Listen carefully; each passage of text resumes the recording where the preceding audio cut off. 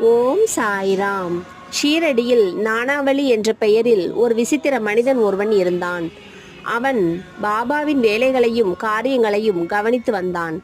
ஒருமுறை அவன் ஆசனத்தில் அமர்ந்திருந்த பாபாவிடம் சென்று தான் அதில் உட்கார வேண்டியிருப்பதால் பாபாவை எழுந்திருக்கும்படி கூறினான். பாபா உடனடியாக எழுந்திருந்து தாம் அமர்ந்திருந்த ஆசனத்தை காலி செய்தார். அதில் அவன் அமர்ந்து கொண்டான். சிறிது நேரம் அமர்ந்த பின்னர் அவன் எழுந்திருந்து பாபாவை அமர்ந்து கொள்ள சொன்னான். பாபா ஆசனத்தில் அமர்ந்தார். பிறகு அவன் பாபாவின் பாதங்களில் வீழ்ந்து நமஸ்கரித்துவிட்டு சென்று விட்டான். தாம் அதிகாரம் செலுத்தப்பட்ட போதிலும் வெளியேற்றப்பட்ட போதிலும் பாபா எல்லளவும் வருத்தமடையவில்லை.